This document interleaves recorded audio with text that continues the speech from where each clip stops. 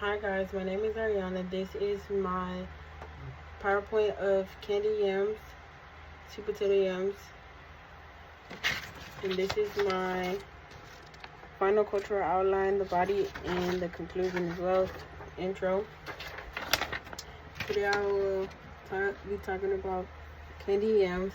As far as I can remember, when I was an infant, I would often times go to my grandparents' house, and they would have home cooked meals simmering on the stovetop for me as I walked through the door. My mom would drop me off while she went to work, and I couldn't wait to go to my grandparents' house, even when I was really young. Today I will be sharing with all of you about candy yams, which represents my African American Jamaican heritage. First, I will represent a brief history of candy yams, and second, I will tell you guys some highlighted memories of my grandma and her beloved candy yams. Sweet potatoes were cultivated before the white Irish in 750 BC in Peru. By the time Christopher Columbus arrived in the 15th century, sweet potatoes were already established as food plants in South and Central America. It wasn't until after the 1740s that the sweet potatoes began to be used by American colonists to distinguish it from the white Irish potato. Yams are a staple in West Africa. That is where they originated. Yams themselves look like taro roots or daikon radishes, and oftentimes people think that they are the same, but they are very different.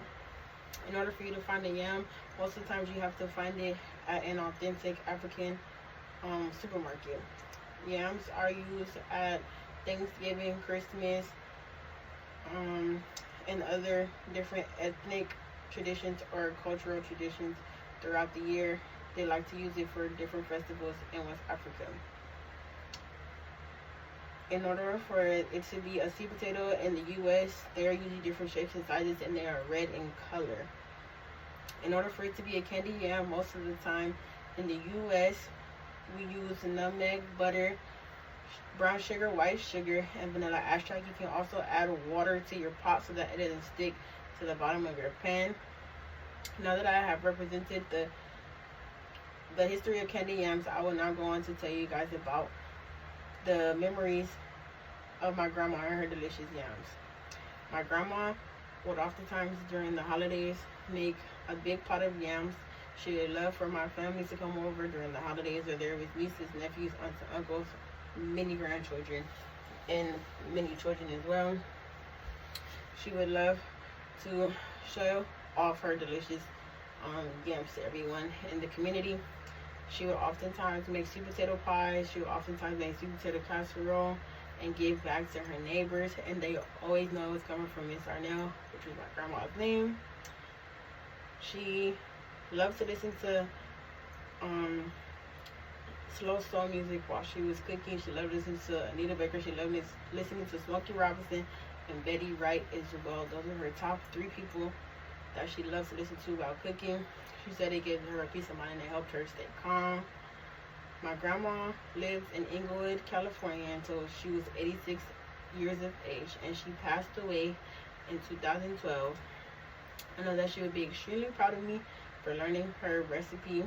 As I stated, my mom learned it from her and she passed it on to me, and it will never ever be forgotten. My grandma came here to the U.S. when she was 16 years of age from Jamaica, and she had a very good life. She executed and did everything that she needed to do here in the U.S. And I know that her prayers from even long ago watch over me and keep me here and let me be the person I am today.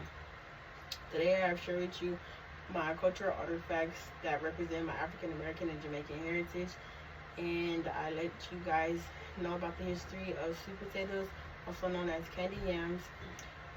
First, I described the history, and second, I shared some of the memories that I cherish with my grandmother, and I am proud that I learned how to make her cooking, and I would like to pass it on from generation to generation to my children, as well as anybody else in my family that I would love to learn.